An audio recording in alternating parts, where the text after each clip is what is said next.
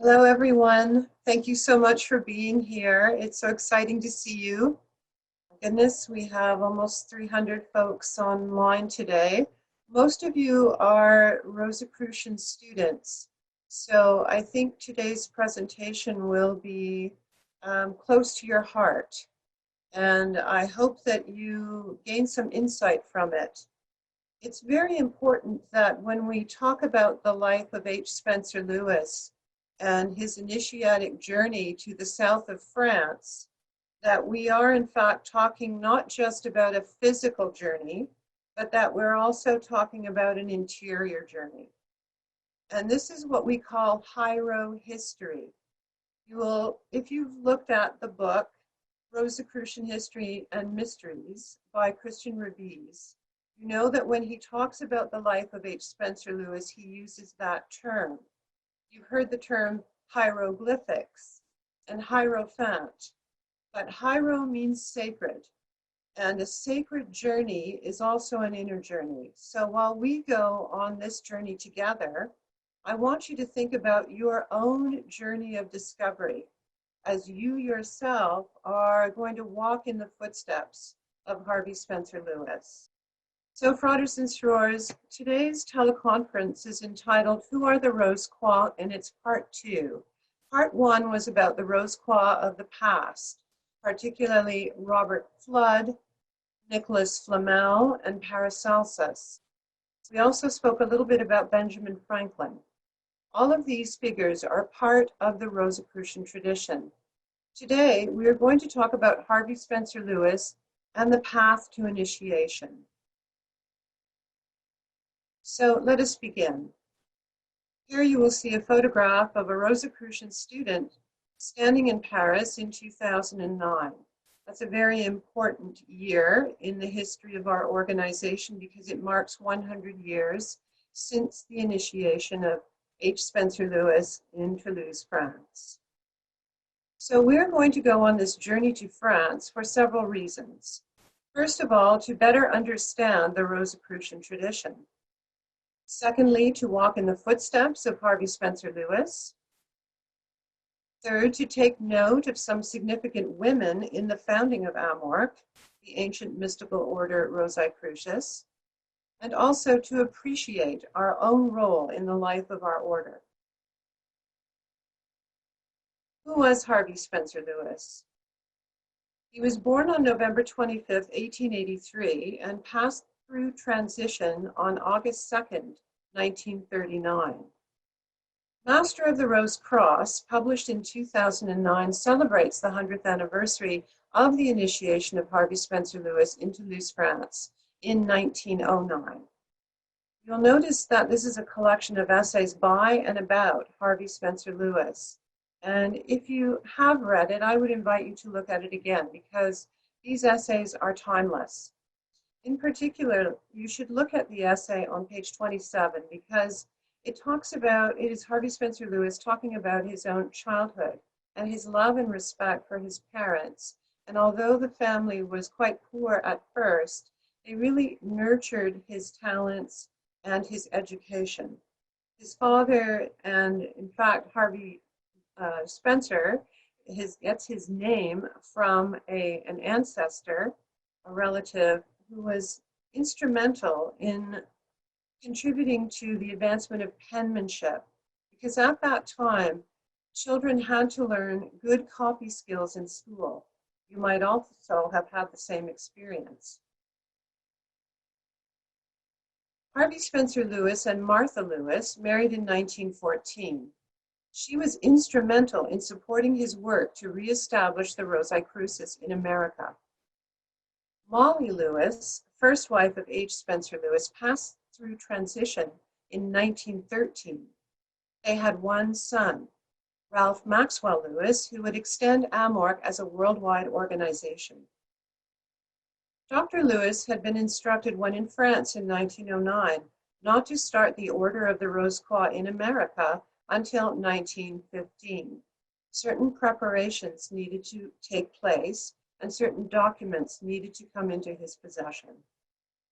Maybank Stacy learned of the Rose Croix in India while traveling with her son, an army captain, She received important documents to transfer to H. Spencer Lewis.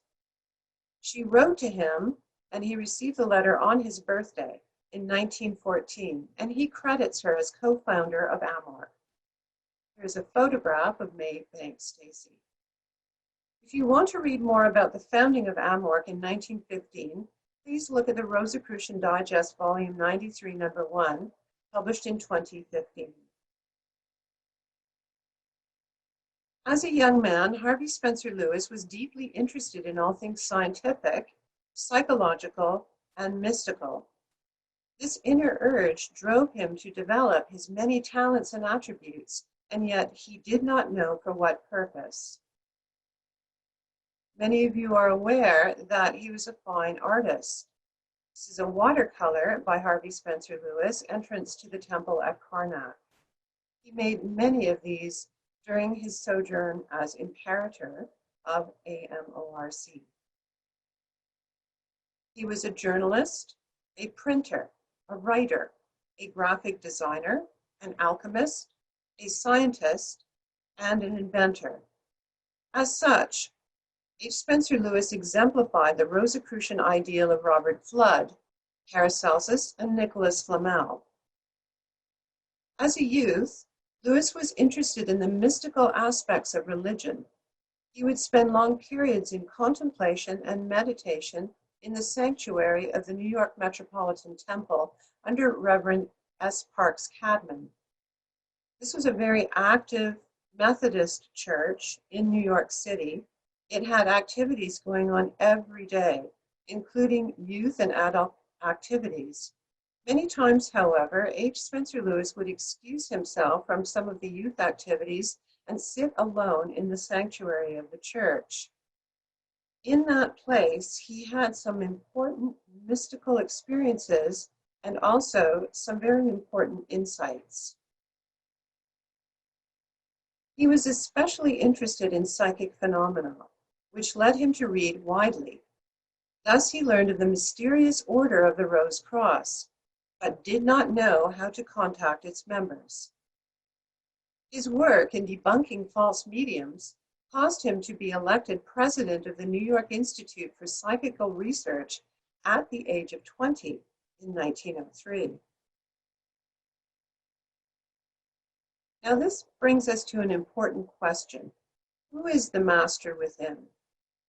We're told in our studies that we should look for the master within. And certainly this is something that is of importance to the work of H. Spencer Lewis in bringing the teachings from the past into America for its cycle during this next period. Where and how could H. Spencer Lewis find the Rosicrucians he had read about? In many Eastern traditions, the higher levels of consciousness are called the transcendent mind. In the Western esoteric Rosicrucian tradition, we name the higher self or eternal witness the master within. Shifting our consciousness to the master within allows us to receive impressions from the subconscious mind, also called intuition, the still small voice, or voice of the soul.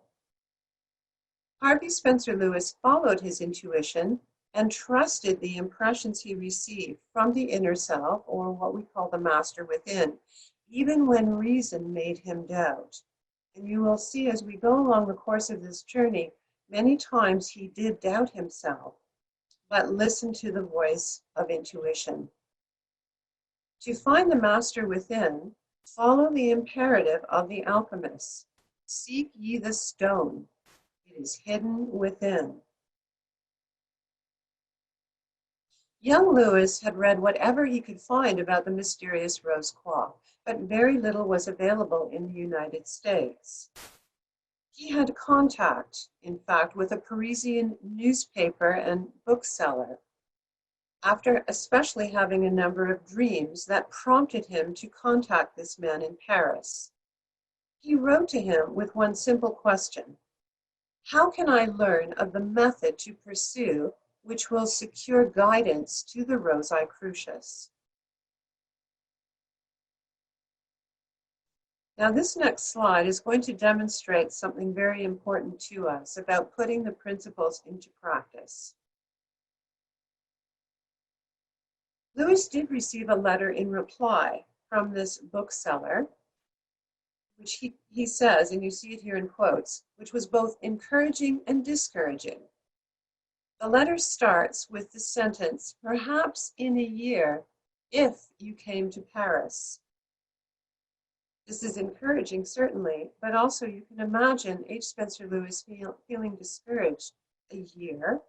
I want to go now, was his thinking. I want the answer now. Imagine if you applied to an organization and you were told you had to wait for a year. After putting the letter away, each day he concentrated on those words, "If you came to Paris." Within 15 days, an opportunity presented itself.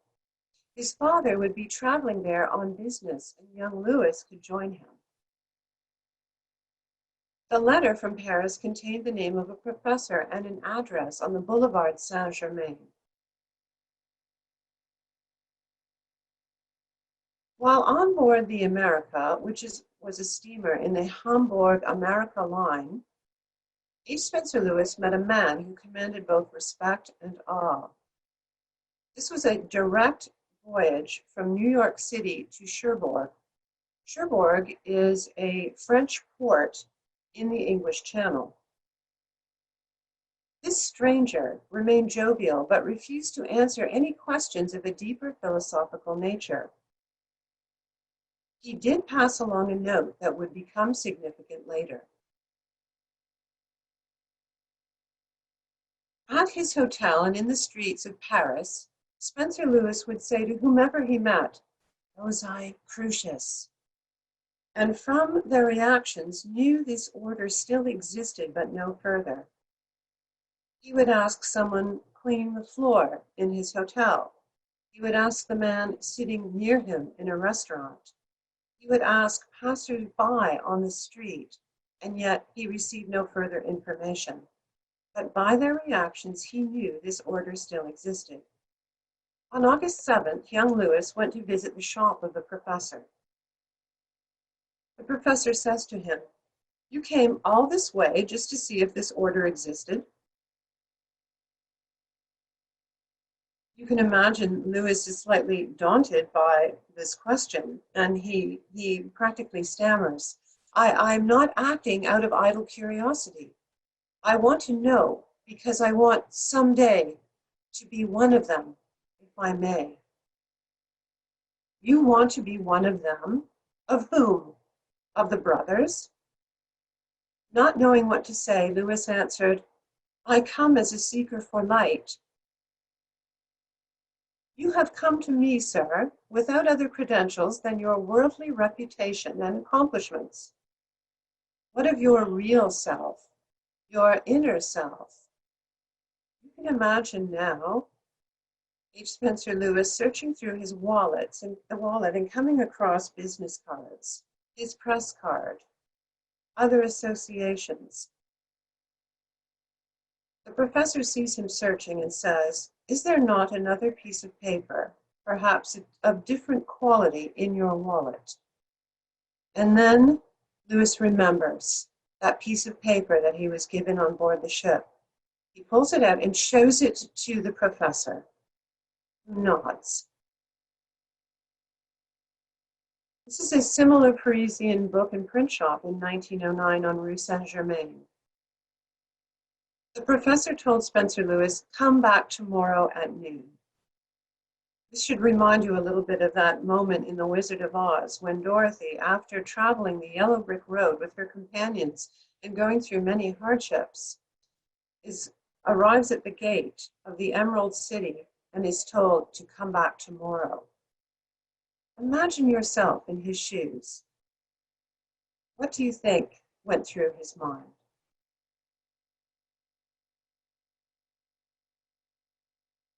He does arrive on time, very punctually at noon, and has a further discussion with the professor.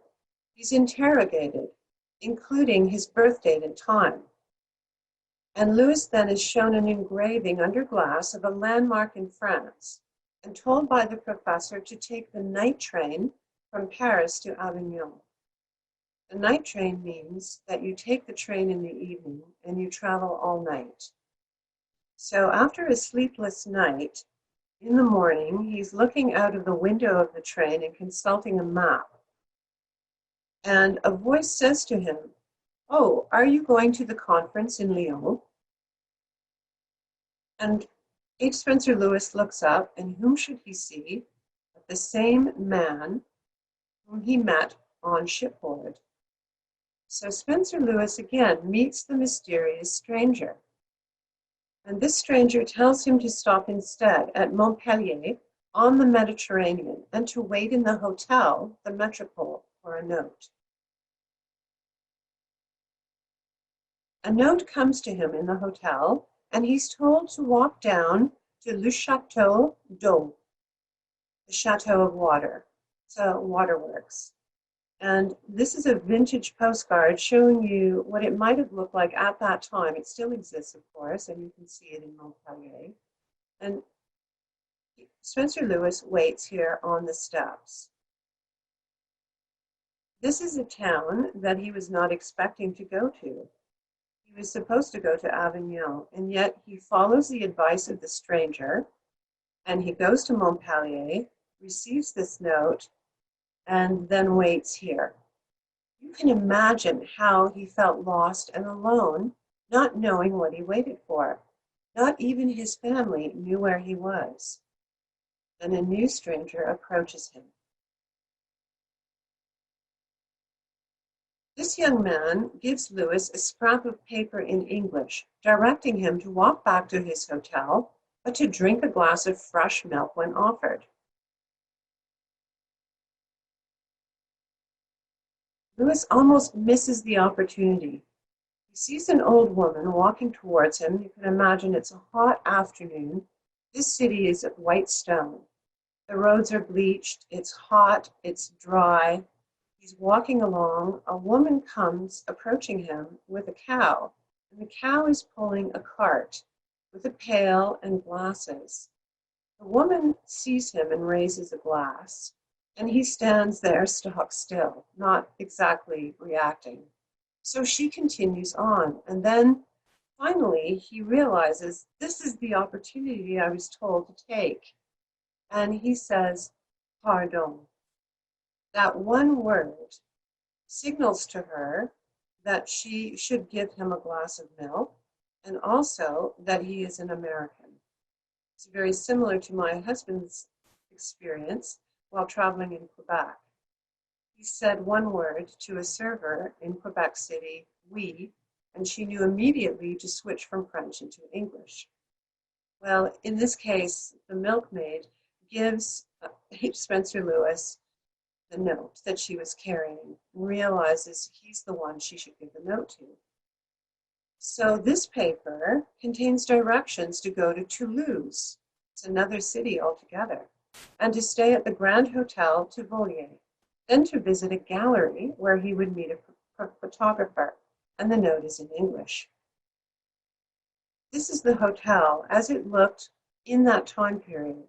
You can see by the handwriting it says 1910, but remember H. Spencer Lewis is here in 1909. This was a really grand hotel, beautiful ballroom, dining room, frequented by many international guests. When he arrives there, again, he tries to find anyone who can tell him more about the Rose Croix or the Rosicrucians. And he finds that no one will speak to him about this question. Toulouse, France is also called La Ville Rose, the Rose City, in other words. So Spencer Lewis follows the instructions, travels alone by train, and Toulouse, as you may know, is in the Languedoc. In the past, the Languedoc in the south of France was a secular and tolerant state under Count Raymond VI during the 13th century. Raymond VI was excommunicated from the church for his protection of the Cathars. The Cathars were mystics associated with the Troubadour tradition. Men and women were equal, in that society, and there were many of them, up to even 500,000 Cathars living in the south of France, which was a separate region from the north. This is a statue of Raymond VI announcing the defeat of Simon de Montfort in 1218. Simon de Montfort was a persecutor of the Cathars. Let us journey now to this special place in Toulouse. This is the Capitole, the government buildings in that city. You also see the Occitane cross in the square as it appears today. The buildings there are rose-colored, the bricks, because they're made out of the soil of that area. You see also how the grand square may sometimes be used as a marketplace. Other times you see the stalls set up. You see here also a labyrinth design. It's a very important location for the city and for the people who live there, and it is centuries old. Now, imagine yourself walking in the footsteps of Harvey Spencer Lewis on a warm August morning, climbing these stairs. He was told to meet the photographer at 10 a.m. At the top of the stairs, if we were to go there today, we would see this painting. It is in reference to the first of the Flower Games, an image of medieval Toulouse during the 14th century. This was an artistic competition, the golden prize awarded to the artist or artists who produced the work of highest merit. This painting is called The Very Joyful Company of the Seven Troubadours by Jean-Paul Laurent. It's exhibited on the grand staircase leading up to the Hall of the Illustrious in the Capitole. Before we get to that hall, we must pass through a long corridor called La Salle Henri Martin. We see paintings such as these depicting the four seasons by that artist. We see spring in the smaller picture above and summer below.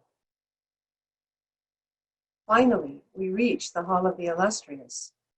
Imagine your excitement as though you yourself were so close to finding the real Rose Croix. We look up at the ceiling, depicting the defeat of Simon de Montfort. This defeat is celebrated because it was mainly the women of Toulouse who are given credit for that defeat in 1218. Again, the painting by Jean-Paul Laurent. At the end of the hallway, even more impressive paintings greet us, like this one by Benjamin Constant. This is a depiction of the entry into Toulouse by Pope Urban II in 1096. In the large image on the right, you see knights blowing horns, and you also see the Occitane cross. In the detail toward the right, though, you see the knight walking beside the horse where the Pope is seated, and you see a very important image of a sword. Now remember that this painting was made in 1900. And it's in the Romantic tradition, but it also depicts our tradition of the Rose Croix knight. You see the red jewel on the golden sword. In some future teleconference, we will talk about the code of moral chivalry and perhaps even the Knights Templar. So until then. When we turn and go in the other direction, down the Hall of the Illustrious, we stop beneath this image by Henri Martin. It is called Les Poètes au Bois Sacré, and it was painted in 1893. So H. Spencer Lewis would be looking at this image. It means the poets in the sacred forest. In this image, we see three of the troubadours discussing their poem. And as you know, the troubadours are very important to the tradition of the Rose Croix in Europe. Above them hover three young women in white robes. One plays a golden lyre. In this image, they represent inspiration floating above the troubadours. In Latin, we're also familiar with the phrase, especially during the time of Cagliostro, sub rosa, meaning under the rose, literally under the rose, but meaning in secrecy, in privacy, tell no one. Just on the other side of the doorway to the Poets in the Sacred Forest is this painting. Imagine yourself in the Hall of the Illustrious and suddenly coming upon this image. This is a photograph that I took while we were there on the mystical tour of France with the Rosicrucian Order, just to give you a sense of the scale. These are very large and beautiful paintings. So imagine H. Spencer Lewis standing there looking up at this image. He stood beneath the painting and a man approached him. He made a certain sign, one that Spencer Lewis had seen before. This is a sign quite familiar to many Rosicrucian students, and it is taught to us at the beginning of our studies. This painting has this title in French, and in the English translation, it is The Appearance of Clémence Isaure to the Troubadour by Henri Martin, painted in 1893. So remember, H. Spencer Lewis is here in 1909. So let's look a little more closely at this painting. It depicts the Académie des Jeux Floraux, which was an ancient society of French intellectuals established to perpetuate the songs and poems of the Troubadour tradition. In 1323, 7 troubadours of Toulouse entered the competition of les Jeux Floraux, the flower games. In this image, they received the highest prize, the Violette d'Or, that is the golden violet. Although here it's depicted, the woman holding it is showing a living violet. It's purple in color with a black center. Today, the painting of their enrollment into this arcane society is placed in the Hall of the Illustrious. What is the Golden Isis? Clémence Isaure is the legendary founder of the Académie des Jeux Floraux, which is an extension of the Gai Savoir that existed before the wars that devastated France, meaning happy knowledge, a troubadour society established in the 14th century to perpetuate their songs and traditions. And these traditions that are part of our tradition, that is the courtly love tradition, which is really symbolic of cosmic union. Clémence Isaure is considered the founder of the flower games. She may have been a real person, or perhaps was just legendary and symbolic. Her name is a reference to the golden Isis, or Isis of gold, Isaure, coupled with mercy or clemency. In other words, she is symbolic of the divine feminine and the merciful gift of access to inner wisdom. You will also note the small statue of Minerva, emblematic of wisdom. Now, what do you see? This is a detail of the image. Here, Clémence Isaure bequeaths to the troubadours the charter of a new society that contains the rose and cross. H. Spencer Lewis was inspired by this painting as he stood and waited for further instructions. Briefly contemplate this image and the importance of this moment in the life of our order.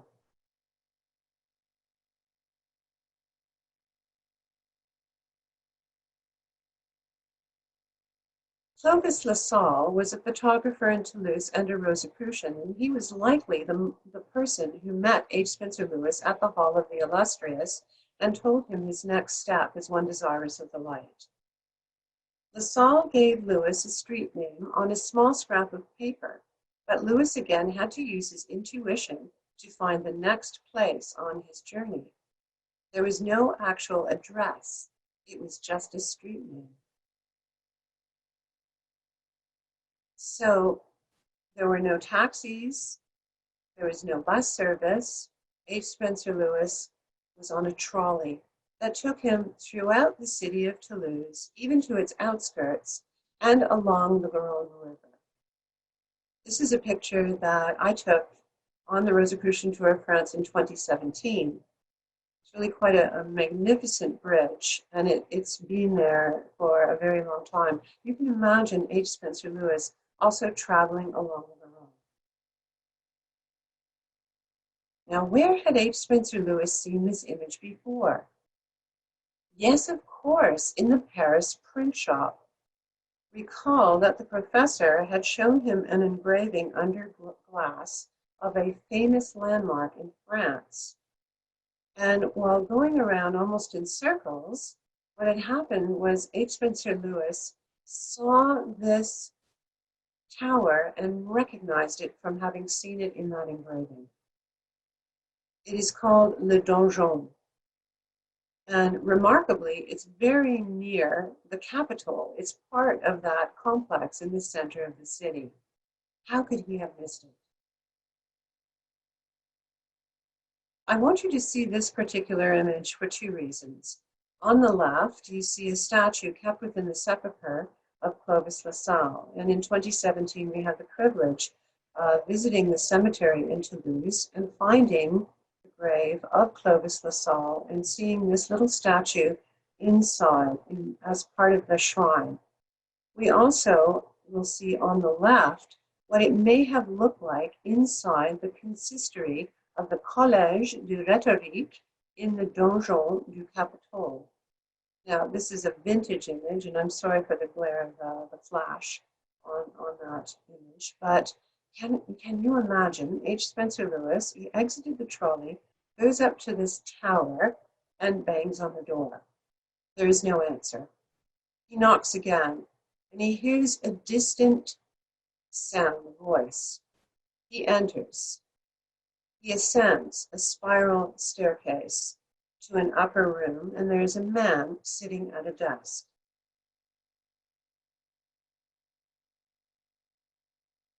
The man says to him, "You have earnestly sought the Rose Croix Order.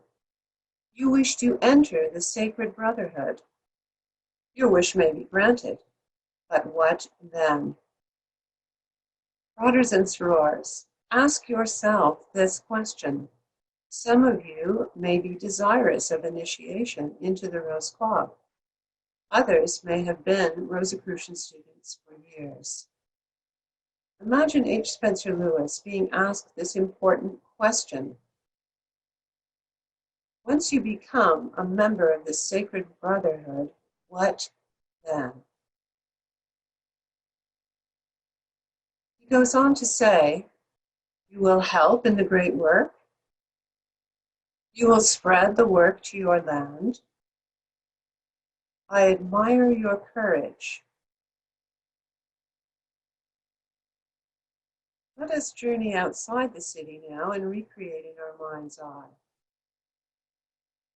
H. Spencer Lewis was given further instructions, and then he traveled first by taxi, and then he's picked up by a stranger, another stranger, and taken outside the city to Old Toulouse. In his seminal work, A Pilgrim's Journey to the East, Dr. Lewis expresses in letters to his wife Molly how he passed through a series of tests and finally met those who had carried on the tradition of the Rose Croix over the centuries. He was initiated into this ancient order on August 12, 1909. Part of this experience was a physical journey. The other significant aspect is its inner nature.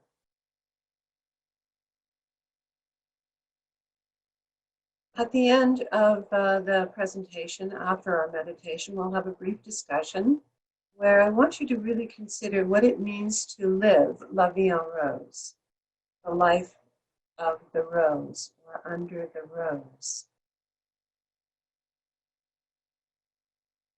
Recall that in the past, this was an elusive society. It was an elusive order, the elusive order of the Rose Cross, the invisible college of the Rosicrucians. Even Robert Flood said, in defense of the order of the Rose Cross, he said he was not able to contact the Brotherhood. He would never admit to having been inside the order.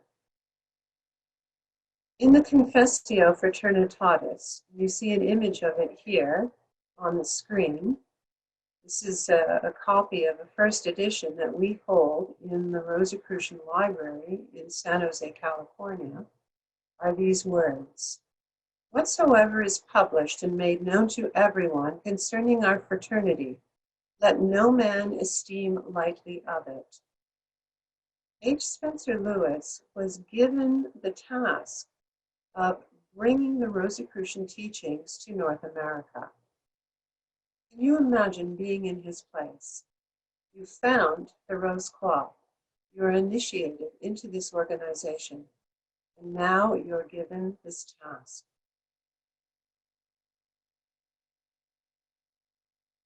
In Toulouse, and you see here the building, which is actually part of the Capitol structure, something called Société Savante. And outside, there is a closed door. There's a wall, and the door is usually closed to outsiders. You see, it is the Academy, a Société Savante, that is, of the learned. Notice the dates. From the 16th century, 1555, 1557, and that plaque was erected in 1946.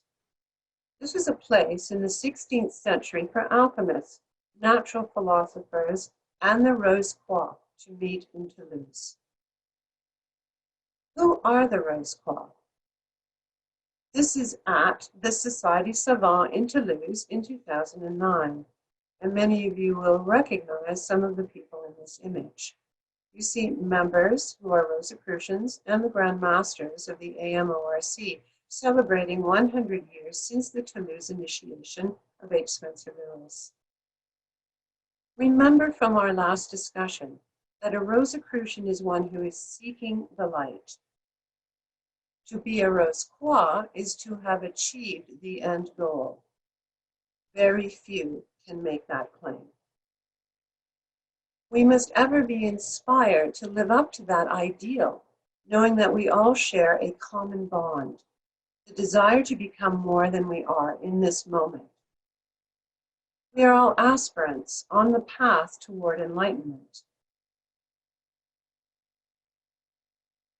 Father Irving Söderlund, who made his transition in 2019, was the retired treasurer of the Supreme Grand Lodge of AMORC and former Grand Master of the Scandinavian jurisdiction.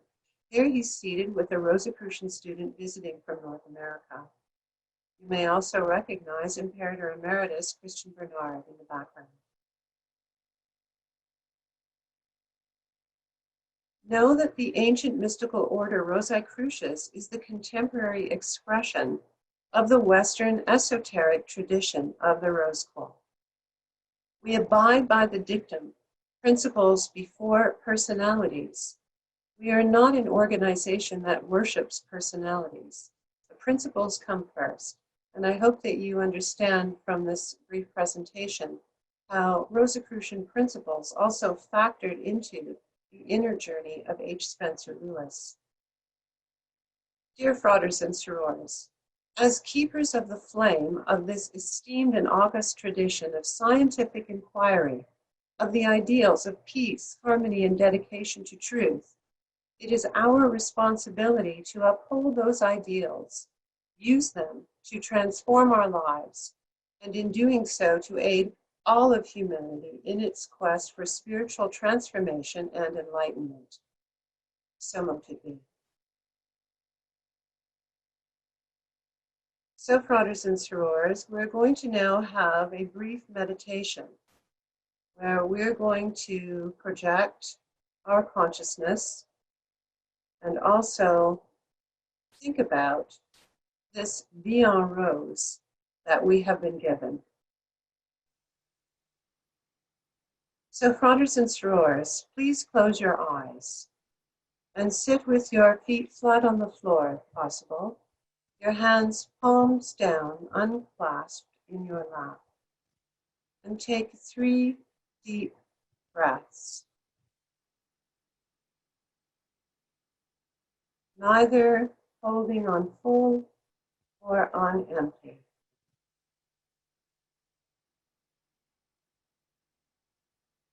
Feel the light of consciousness as it enlivens every cell of your being. As you inhale, every cell sparkles with a magnificent light. As you exhale, relax more deeply.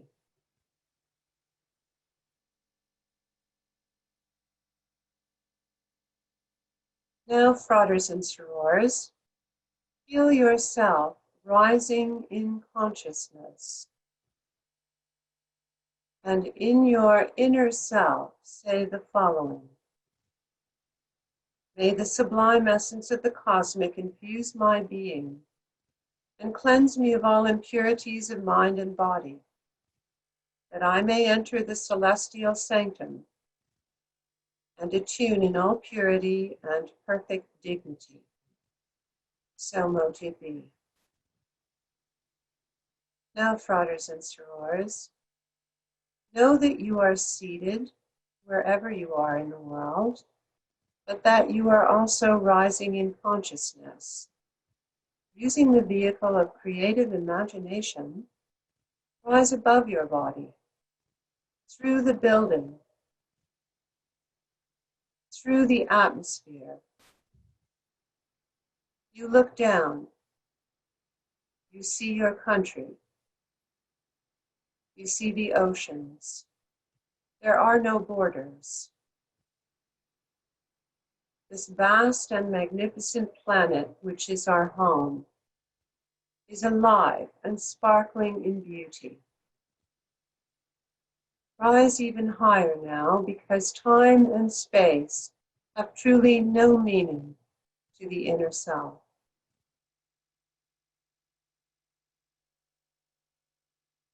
Look back at the earth as it recedes. See it as a magnificent sphere turning slowly in space. Now turn your gaze to the heavens. Rise higher beyond the solar system, past the planets. You move among the near stars.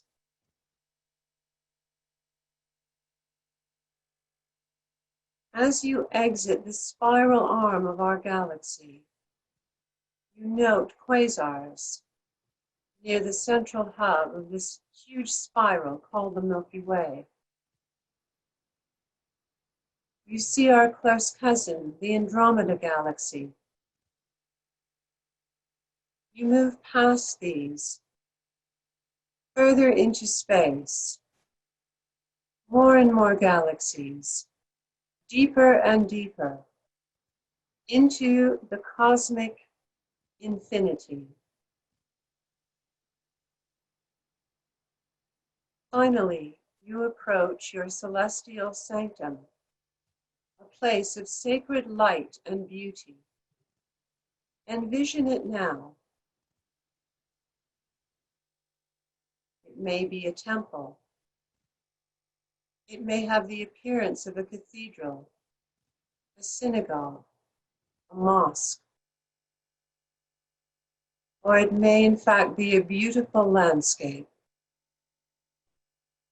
As you approach it, merge with it. Know that this is the highest sphere of cosmic attunement that you can reach.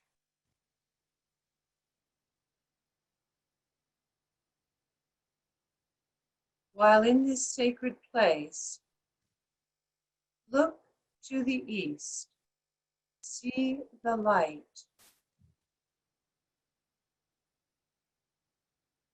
and from here, project your love, peace profound, and your own light back to the earth. See the earth glowing and radiant in beauty, in peace profound.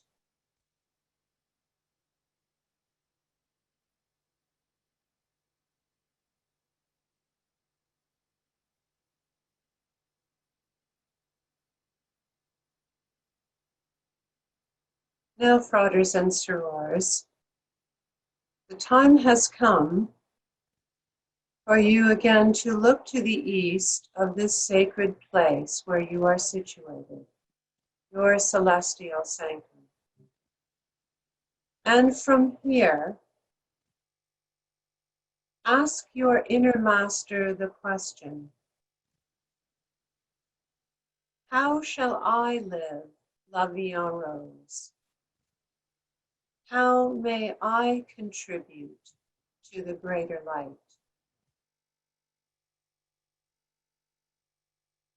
What is my mission on this spiritual path?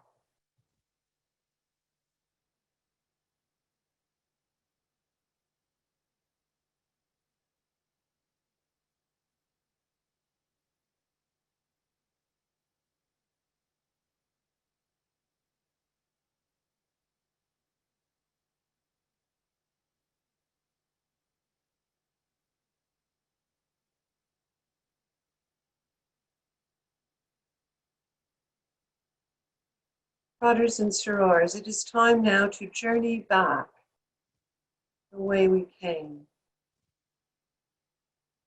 As we return with increasing speed, we see the galaxies flash by us.